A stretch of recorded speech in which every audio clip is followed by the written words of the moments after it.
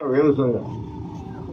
మరి ఈరోజు వేరుశనగ ఎంతమంది రైతులు వేశారో ఒక్కసారి లెక్కలు తిప్పికొని చూడు. ఒకసారి 100కి 90% మంది రైతులు చిన్నకారు రైతులు అయితేనేమి,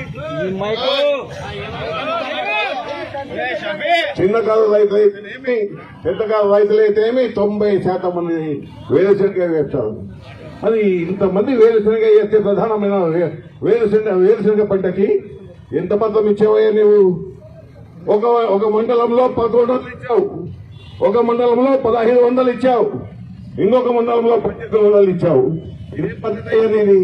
అంటే నీకు ఎక్కడ ఎమ్మెల్యే అనుకూలంగా ఉంటే ఆ విధంగా చేసుకుని పోయినావే, కానీ అది కూడా అందరికీ వేరుశనగ వేసిన రైతులందరికీ ఇవ్వలేదు. మిర్చి పెట్టిన రైతుకి వేరుశనగ రాసావు, వేరుశనగకి ఇవ్వలేకపోయావు. మిర్చి పెట్టిన రైతులకి ఎంతమందికి ఇచ్చావు? 60,000 గొప్పగా చాటుకునే మాత్రమే పేపర్లో నువ్వు చేసావు, కానీ ఆ మిర్చి పెట్టిన రైతులు కూడా పూర్తిగా ఫుల్ఫిల్ చేయలేకపోయావు. అరటి పెట్టేలకు కూడా పెద్ద ఎత్తున ఇస్తా అని చెప్పి ఎంత మొత్తం ఇచ్చావు. పత్తి రైతులకు ఇచ్చావు, బాగానే ఇచ్చావు, కానీ ఎంత పర్సెంటేజ్ ఇచ్చావు, ఎంతమంది రైతులకు ఇచ్చావు? ఒక్కసారి నీవు లెక్కలు చూసుకోవయ్యా జగన్మోహన్ రెడ్డి గారు. ఇప్పటికైనా రైతులను దృష్టిలో పెట్టుకుని రైతులకు కావాల్సినవన్నీ సమకూర్చాలని, రైతులకి ఇన్సూరెన్స్ తో పాటు గతంలో నష్టపోయిన పంట నష్టపరిహారం కూడా చెల్లించాలని తెలియజేస్తున్నాము.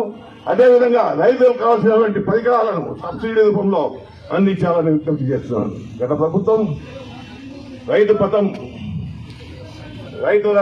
రథం కింద ఒక పండగ వాతావరణం సృష్టించి